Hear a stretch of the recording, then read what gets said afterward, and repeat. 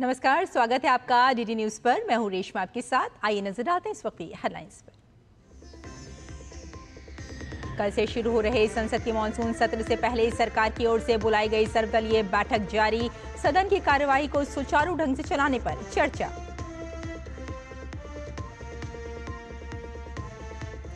भारत को मलेरिया उन्मूलन की दिशा में मिली बड़ी कामयाबी। देश में तैयार हुआ मलेरिया का पहला स्वदेशी टीका। टीके को फिलहाल एडफॉल्सिवैक्स दिया गया नाम।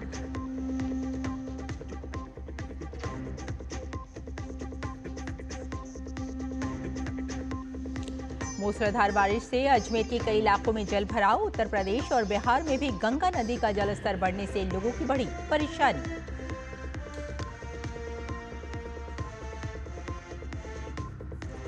जापान में संसद के उच्च सदन के लिए मतदान जारी। 248 सीटों में से 125 पर हो रही है वोटिंग। चुनाव में बढ़ती महंगाई और सामाजिक कल्याण बने बड़े मुद्दे।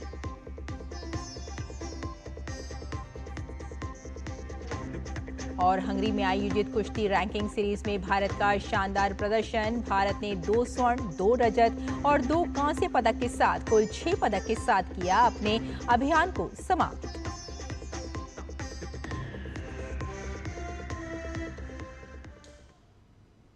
और अब समाचार विस्तार से। कल से शुरू हो रहे संसद के मानसून सत्र से पहले सरकार की ओर से बुलाई गई सर्वदलीय बैठक जारी है। ये बैठक राज्यसभा में सदन के नेता और केंद्रीय मंत्री जेपी नड्डा की अध्यक्षता में हो रही है। इस बैठक में संसदीय कार्य मंत्री किरेन रिजिजू समेत विभिन्न राजनीतिक पार्टियों के प्रतिनिधि भी उपस्थित हैं। इस बैठक के दौरान मानसून सत्र के दौरान दोनों सदनों की निर्बाध कार्रवाई सुनिश्चित किए जाने पर चर्चा अहम है।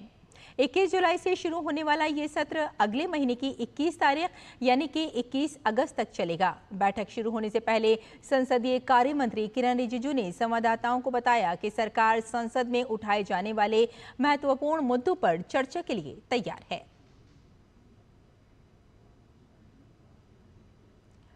तो कल से शुरू होगा संसद का मानसून सत्र और आपको बता दें कि जो सर्वदलीय बैठक है वो इस वक्त जारी है और सदन की कार्रवाई को सुचारू रूप से किस तरह से चलाया जा सकता है इस पर चर्चा भी इस वक्त हो रही है।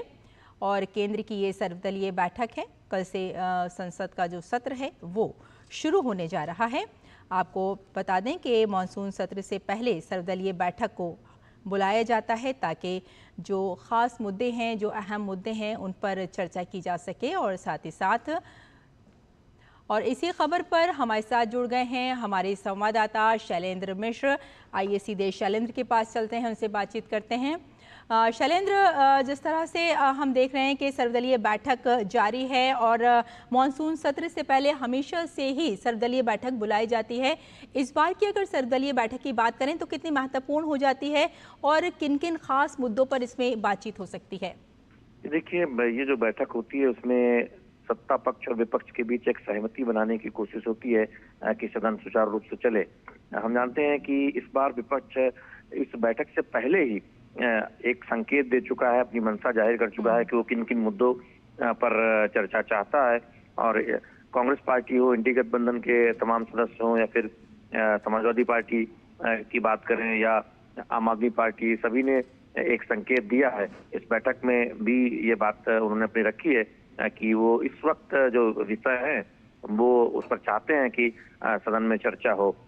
हम जानते हैं कि सरकार की तरफ से पहले ही कहा गया था कि नियमों के मुताबिक सरकार चर्चा को तैयार है, लेकिन कोई ऐसा विषय जो दरअसल उस पर एक जिद जिस तरह से कुछ विपक्षी दलों की तरफ से दिखाई गई है वो उचित नहीं है। तो हम देख रहे हैं कि फिलहाल जेपी नड्डा जो राज्यसभा में नेता सदन है उनकी अध्यक्षता में बैठक हो रही है। संसदीय कार्य मंत्री किरेन रिजिजू मौजूद हैं और विपक्षी दलों की तरफ से कांग्रेस के और समाजवादी पार्टी के, डीएमके के और तमाम दलों के जो नेता हैं वो इस बैठक में शामिल हो रहे हैं। कांग्रेस ने ये बात कही है इस बैठक में कि वो चाहते हैं कि जो मुद्दा है, चाहे वो पहलगाम आतंकी हमले के बाद जो स्थितियां बनी, चाहे वो मुद्दा हो या फिर आम आदमी पार्टी ने बिहार में जो SIR वोटिंग पुनरीक्षण का जो मुद्दा है उस मुद्दे पर अपनी बात रखी है।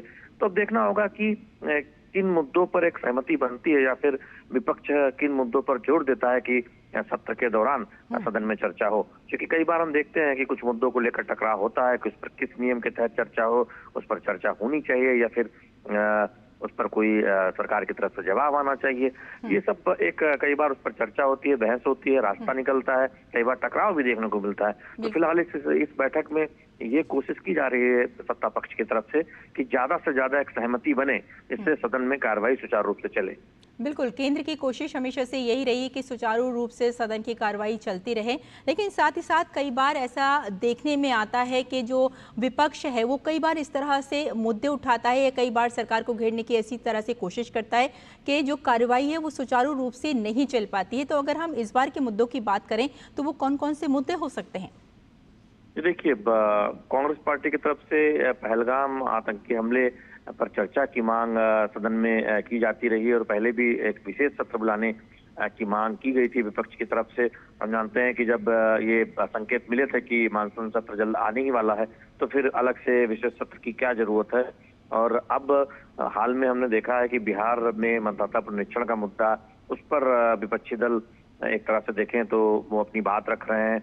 अब वो मुद्दा भी सदन में वो उठाने की कोशिश कर सकते हैं, इस बात के संकेत मिले हैं।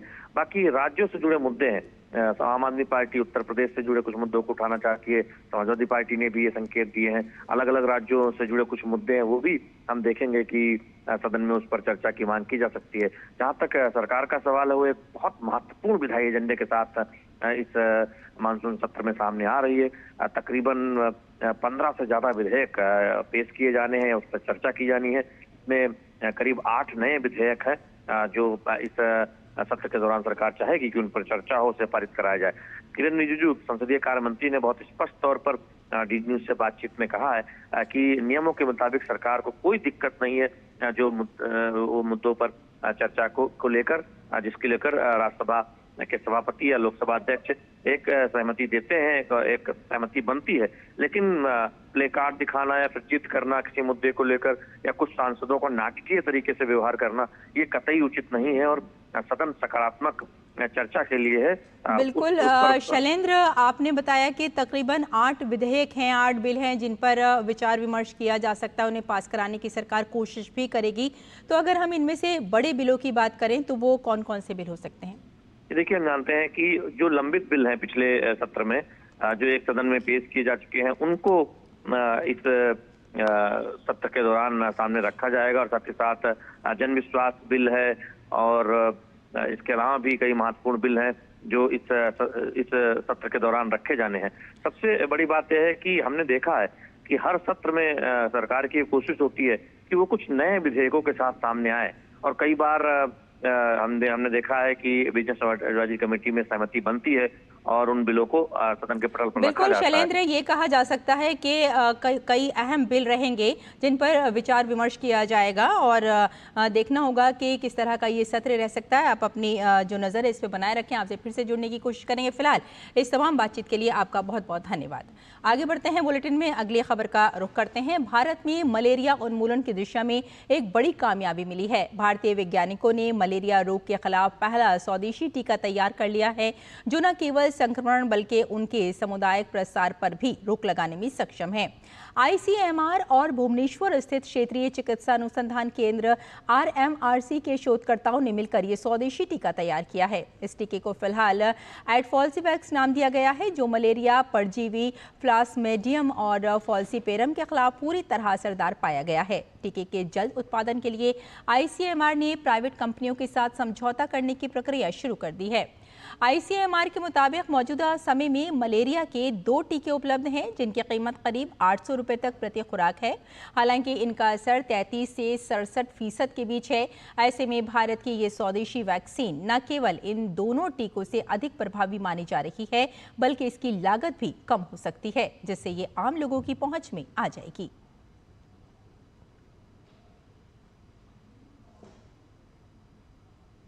और बिहार में मतदाता सूची के चल रहे विशेष गहन पुनरीक्षण के दौरान 95.92% मतदाता मसौदा सूची में शामिल हो गए हैं। इस प्रक्रिया में अभी 6 दिन और बाकी हैं। इसके लिए चुनाव आयोग द्वारा छूटे हुए प्रत्येक मतदाता तक पहुंचने के लिए मिशन मोड में प्रयास जारी है। राजनीतिक दलों द्वारा नियुक्त BLO, BLA ऐसे मतदाताओं का पता लगाने का प्रयास कर रहे हैं। चुनाव आयोग प्रत्येक पात्र मतदाता को मतदाता सूची में शामिल करने में जुटा है। इसके लिए 1 लाख BLO, 4 लाख स्वयंसेवक, राजनीतिक दलों द्वारा नियुक्त 1.5 लाख BLA मिशन मोड में काम कर रहे हैं। इस अभियान के तहत BLO घर घर जाकर मतदाताओं से संपर्क स्थापित कर चुके हैं।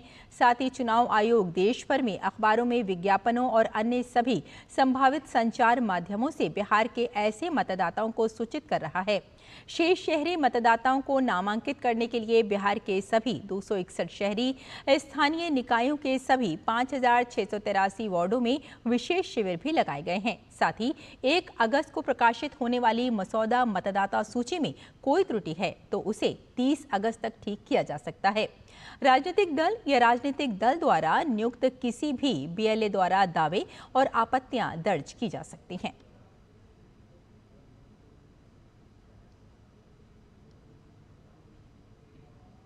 और यहाँ रुकते हैं एक छोटे से ब्रेक के लिए, जल्द हाजिर होते हैं। आप देखते रहिए DD न्यूज़।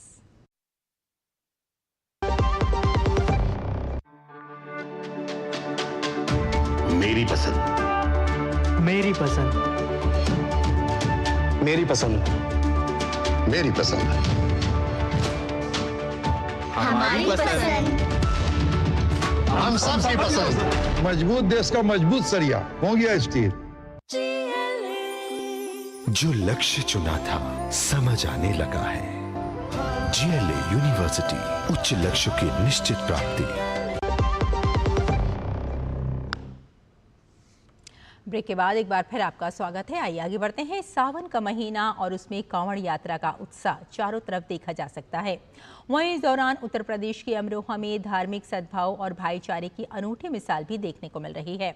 अमरोहा में मुस्लिम समुदाय के लोगों ने कांवड़ियों पर फूल बरसाकर उनका स्वागत किया।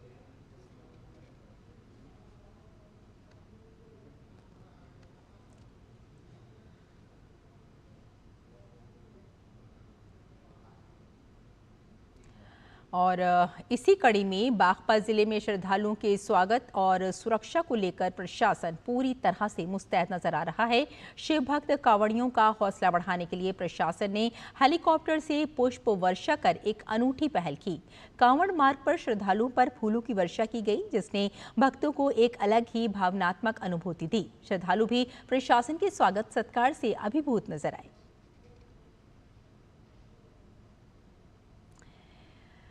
इसी बीच हापुड़ पुलिस का एक अलग ही रूप देखने को मिल रहा है। पुलिस कांवड़ यात्रा के दौरान न सिर्फ सुरक्षा दे रही है बल्कि सेवा की मिसाल भी पेश कर रही है। वहीं दूसरी तरफ किसान संगठन के पदाधिकारी कांवड़ियों की सेवा करने में जुटे हुए हैं। भाकियों लोकहित के पदाधिकारियों ने भी कांवड़ियों की सेवा के लिए भंडारा और पंडाल की व्यवस्था की है। सावन का महीना है, बाबा भोलेनाथ का महीना है और वहाँ उनके भक्त हैं जो कि हमारे आम जनमानस है। तो पुलिस के कम्युनिटी पुलिसिंग का एक जो सिद्धांत है उसके तहत हम लोग उनके और ज़्यादा करीब उनको सहूलियत प्रदान करके उनको सहायता प्रदान करके हम लोग उनका विश्वास जीतने की कोशिश करते हैं। इसी जो सिद्धांत के मद्देनजर हम ये सब कार्रवाई करते हैं कि उनके पैरों में उनको चलते चलते चोट पहुँच जाती है, घायल हो जाते हैं, तो उनको मरान दे दिया जाता है।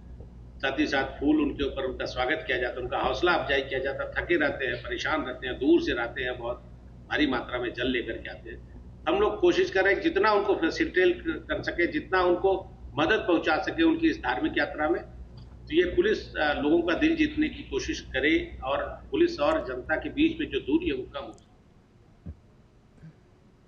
बहुत ही पवित्र और दिव्य यात्रा है और आज भारतीय किसान यूनियन लोकहित के नेतृत्व में, राष्ट्रीय अध्यक्ष देवेंद्र बानाजी के नेतृत्व में जनपद हापुड़ में भी कांवड़ सेवा शिविर शुरू हुआ है। ये हमारा चौथा वर्ष है। हम निरंतर ये शिविर लगा रहे हैं ईश्वर की कृपा से और ये आस्था की यात्रा है, विश्वास की यात्रा है। हम इस यात्रा को हमेशा एक सम्मान, एक श्रद्धा के भाव से देखते हैं और हम सभी शिव भक्तों की मंगलमय यात्रा की ईश्वर से कामना करते हैं। और अब बात पवित्र अमरनाथ यात्रा की। केंद्रीय रिजर्व पुलिस बल CRPF का मानवीय चेहरा एक बार फिर सामने आया है और इस बार ये पवित्र अमरनाथ यात्रा के दौरान देखने को मिला। महाराष्ट्र के 67 वर्ष के काचू कोले के घुटने में चोट लग जाने से उन्हें बालटाल से बाबा अमरनाथ मंदिर पैदल जाने में काफी कठिनाई का सामना करना पड़ रहा था। CRPF के पर्वतीय बचाव दल ने काचू कोले के ऊपर चढ़ने में भरपूर सहायता की। CRPF की टीम अमरनाथ यात्रा के दौरान यात्रियों को मेडिकल सहित हर प्रकार की मदद पहुंचा रही है। बालटाल और बाबा अमरनाथ मंदिर के बीच की दूरी 14 किलोमीटर है, जिसे पैदल या टट्टुओं की मदद से तय किया जाता है।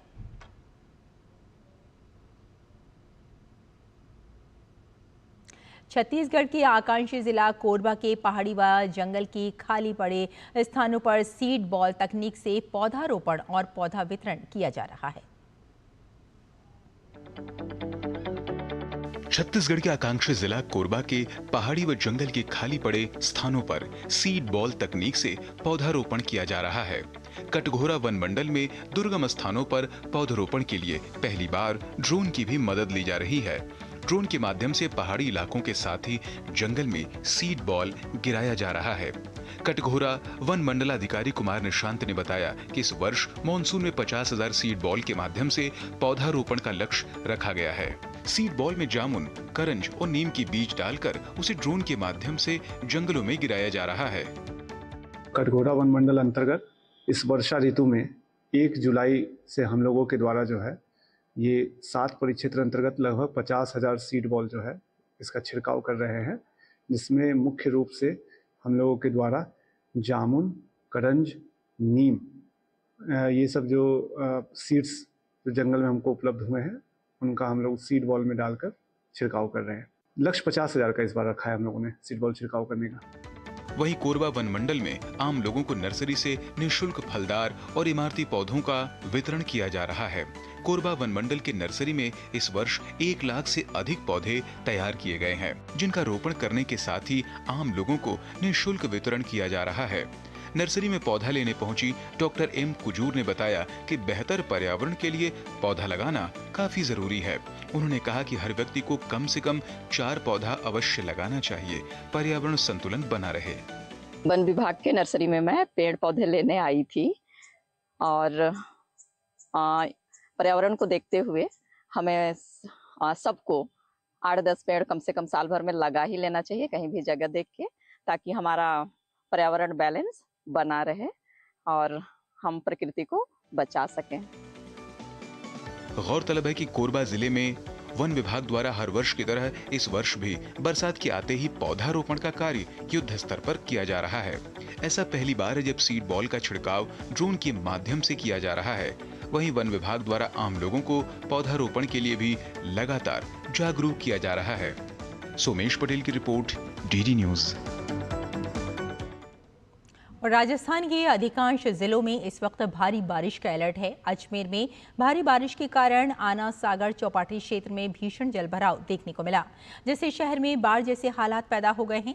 जगह जगह जलभराव के कारण कई वाहन पानी में बंद हो गए हैं। आना सागर झील ओवरफ्लो होने के कारण उसका पानी मुख्य सड़कों तक पहुंच गया है।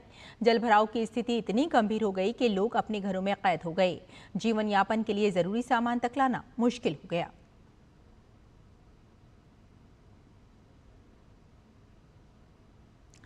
बिहार की राजधानी पटना में गंगा नदी खतरे के निशान को पार कर गई है। लगातार बारिश के कारण नदियां उफान पर हैं। निचले इलाकों में पानी घुस गया है, जिसके कारण बाढ़ जैसे हालात हो गए हैं।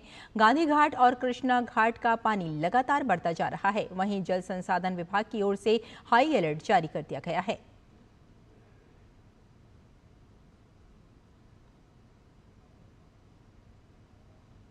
अगली खबर का रुख करते हैं। जापान में आज उच्च सदन के लिए चुनाव हो रहे हैं। ऊपरी सदन की कुल 248 सीटों में से 125 पर यह मतदान जारी है। विशेषज्ञों का मानना है कि ये चुनाव जापान की राजनीतिक दिशा तय करेगा, क्योंकि इस बार चुनाव में बढ़ती महंगाई और सामाजिक कल्याण बड़े मुद्दे हैं। जापान के प्रधानमंत्री शिंजो इशिबा की लोकप्रियता भी गिरती जा रही है, जिससे उनके राजनीतिक भविष्य पर सवाल खड़े हो गए हैं। चुनाव में प्रधानमंत्री इशिबा की पार्टी LDP और उसकी सहयोगी कोमितो को बहुमत के लिए कम से कम 50 सीटें जीतनी होंगी। विशेषज्ञों का मानना है कि यदि सत्तारूढ़ दल को बहुमत नहीं मिलता तो LDP के भीतर ही इशिबा को हटाने की मांग तेज हो सकती है।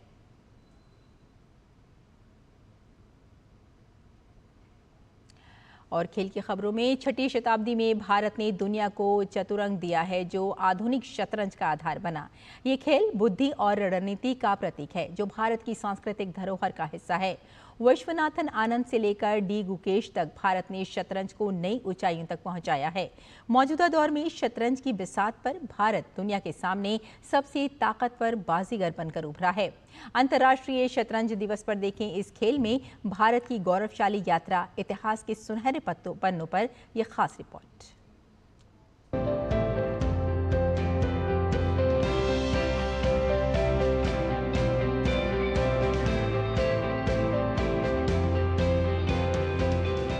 छठवीं सदी में भारत से शुरू हुआ चतुरंग आज चेस बनकर दुनिया को चुनौती दे रहा है। 1966 में फीडे की स्थापना के बाद से यूनेस्को के सुझाव पर हर साल 20 जुलाई को अंतर्राष्ट्रीय शतरंज दिवस के रूप में मनाया जाता है। भारत में यह दिन विशेष रूप से महत्वपूर्ण है क्योंकि शतरंज की शुरुआत भारत की धरती पर हुआ, जो एक रणनीतिक युद्ध खेल था। यह खेल भारत की सांस्कृतिक विरासत का हिस्सा है। 1966 में विश्व शतरंज फेडरेशन की स्थापना दिवस यानी 20 जुलाई को अंतर्राष्ट्रीय शतरंज दिवस घोषित किया गया। 2019 में संयुक्त राष्ट्र महासभा ने इसे आधिकारिक रूप से मान्यता दी। आधुनिक समय में भारत ने कई विश्व स्तरीय खिलाड़ियों को जन्म दिया है, जो इस खेल को वैश्विक मंच पर ले गए हैं। विश्वनाथन आनंद ने इस खेल को घर घर तक पहुंचाया, तो वहीं आज डी गुकेश, आर प्रज्ञानंद, विदित गुजराती, अर्जुन एरिगैसी, अरविंद चिदम्बरम, कोनेरू हम्पी, हरिका द्रोणावल्ली, वैशाली, दिव्या देशमुख, वंतिका अग्रवाल और तानिया सचदेव जैसे खिलाड़ी देश में शतरंज को नई ऊंचाई पर ले गए हैं। साल 2024 में आयोजित हुए 45वें शतरंज ओलंपियाड में भारत की महिला और पुरुष टीमों ने स्वर्ण पदक जीतकर इतिहास रचा। शतरंज ओलंपियाड के 100 साल के इतिहास में यह पहला मौका था जब भारत ने ओलंपियाड में स्वर्ण पदक जीतने में सफलता पाई। जून 2025 तक भारत के पास 85 ग्रैंड मास्टर हैं। इसके अलावा 124 अंतर्राष्ट्रीय ग्रैंड मास्टर हैं। वहीं 23 महिला ग्रैंड मास्टर और 42 महिला अंतर्राष्ट्रीय ग्रैंड मास्टर हैं, जो देश की शतरंज में गहरी बिसात को दर्शाता है। शीर्ष 10 भारतीय खिलाड़ियों की औसत रेटिंग 2727 है, जो संयुक्त राज्य अमेरिका के बाद दूसरी सबसे ऊंची है, और शीर्ष 10 महिला खिलाड़ियों की औसत रेटिंग 2412 है, जो चीन के बाद दूसरी सबसे ऊंची है। शतरंज सिर्फ खेल नहीं बल्कि तार्किक सोच और धैर्य का स्कूल है। भारत के स्कूलों और समुदायों में यह खेल बच्चों को रणनीति और आत्मविश्वास सिखा रहा है। यह एक ऐसा खेल है जो हर उम्र को जोड़ता है, चाहे राजा हो या प्यादा। हर मोहरे की अपनी अहमियत है। यही शतरंज की असली खूबसूरती भी है। Sports desk, GT news. और दिल्ली के जवाहरलाल नेहरू स्टेडियम में fit India Sundays on cycle का आयोजन हुआ। इस बार संडेज ऑन साइकिल की थीम नशा मुक्त युवा फॉर विकसित भारत था। इस अवसर पर DD न्यूज संवाददाता सुशील ओझा ने स्पोर्ट्स अथॉरिटी ऑफ इंडिया के DDG मयंक श्रीवास्तव से बातचीत की। मयंक श्रीवास्तव का कहना है कि प्रधानमंत्री नरेंद्र मोदी के फिट इंडिया का असर पूरे देश में नजर आ रहा है। संडेज ऑन साइकिल में लगातार जो है युवाओं की भागीदारी बढ़ती जा रही है। इस बार इस मुहिम में स्कूली छात्र जुड़े हैं और इस वक्त मेरे साथ मयंक श्रीवास्तव जी मौजूद हैं, जो कि साई के DDG हैं। सर बहुत बहुत धन्यवाद दूरदर्शन से जुड़ने के लिए। लगातार जो है इसमें पार्टिसिपेशन बढ़ रहा है। देश भर में हम देख रहे हैं कि हर वर्ग से लोग सामने आ रहे हैं। आप क्या बदलाव देख रहे हैं इस दौरान? जो लोग आते हैं, बहुत दूर दूर से लोग आते हैं यहाँ पे। दिल्ली में आप समझ सकते हैं कि दूर से आना कितनी बड़ी बात है। और हम लोगों के अगर स्थल भी परिवर्तन होता है, उसके बावजूद बहुत सारे लोग आते हैं। यहाँ पे बहुत सारी फन एक्टिविटी हैं, बहुत सारी फिटनेस एक्टिविटी हैं। आइडिया ये है कि लोगों को ये पता चले कि फिटनेस की डोज आधा घंटा रोज, उस वाक्य का मतलब क्या है। मतलब ये है कि आप कोई भी एक्टिविटी, फिटनेस वाली एक्टिविटी आधे घंटे कीजिए और अपने आप को फिट रखिए, लोगों को मोटिवेट कीजिए कि वो अपने आप को फिट रखें। बिल्कुल। तो हर बार एक नई थीम के साथ संडेज ऑन साइकिलिंग की शुरुआत होती है। इस बार की थीम है नशा मुक्त युवा फॉर विकसित भारत। 2047 में सर विकसित भारत का हम सपना देख रहे हैं। जो आज के युवा हैं वो कल के हीरोज होंगे, तो कहीं ना कहीं हम युवाओं को बहुत ज्यादा मोटिवेट करें। आप क्या कहेंगे इस जो मुहिम है? हमारे मंच से पहले भी बहुत सारे लोगों ने अपील लोगों से की है। खली जी आए थे, खली ने बोला और बहुत सारे लोगों ने बोला है। उन लोगों का सिर्फ ये कहना है कि सबसे बड़ा नशा जो है ना वो फिटनेस का नशा है, और एक बार ये आपको नशा लग गया तो आपको किसी और नशे की ज़रूरत नहीं पड़ेगी। और युवा को अगर फिटनेस का नशा नहीं लगा तो मैं समझता हूँ कि उसका युवावस्था जो है वो बेकार है, मीनिंगलेस है। और ऐसे में ये ज़रूरी है कि हम स्वयं ये एक्टिविटी अपनाएं, फिटनेस एक्टिविटी, और दूसरे लोगों को भी मोटिवेट करें, दूसरे लोगों को आने दें इस कार्यक्रम में और दूसरे लोगों को प्रेरित करें कि आप भी ये एक्टिविटी करो। एनवायरनमेंट की दृष्टि से अगर हम देखें तो साइकिलिंग बहुत ही इंपॉर्टेंट रोल अदा करती है। अगर हम दिल्ली जैसे ट्रैफिक की समस्या भी बहुत ही आम हो चुकी है, ऐसे में जो साइकिलिंग कल्चर है इसको जो है आगे ले जाना, इनको बढ़ावा देना, ये कितना जो है कारगर साबित होगा? साइकिलिंग करने का आइडिया ये था कि ये फिटनेस की ये एक्टिविटी जो है ये कंपैरेटिवली सुलभ है, आसानी से मिल जाती है। दूसरा ये है कि और एक्टिविटीज़ में अगर आपको स्ट्रेस और स्ट्रेन आते हैं बॉडी में, तो इस एक्टिविटी में वो स्ट्रेस और स्ट्रेन नहीं आएंगे। ये पोल्यूशन का सलूशन भी है हमारे, आप कहीं भी जाएं और साइकिल अपनाएं, पोल्यूशन का कोई खतरा नहीं है। तो ये थे मयंक श्रीवास्तव जी, जिनका साफ तौर पर कहना है कि एक छोटी सी पहल जो कि सिर्फ 500 लोगों के साथ करीब 6 महीने पहले शुरू हुई थी, आज इसकी चमक पूरे देश में नजर आ रही है। और कोशिश यही है कि देश के युवाओं को साइकिलिंग कल्चर से जोड़ा जाए ताकि फिटनेस के साथ साथ पर्यावरण संरक्षण का मैसेज भी पूरे देश को दिया जाए। कैमरामैन मोंटी के साथ मैं सुशील कुमार, डीडी न्यूज, दिल्ली। और हंगरी में आयोजित कुश्ती रैंकिंग सीरीज में भारत का शानदार प्रदर्शन देखने को मिला है। भारतीय पहलवानों ने इस टूर्नामेंट में शानदार प्रदर्शन करते हुए 2 स्वर्ण, 2 रजत और 2 कांस्य पदक के साथ कुल 6 पदक जीतकर अपने अभियान को समाप्त किया। भारत को इस टूर्नामेंट का 6ठा पदक प्रिया मलिक ने दिलाया। 76 किलोग्राम वर्ग के फाइनल में प्रिया को 3-4 के करीबी अंतर से रजत पदक से संतोष करना पड़ा।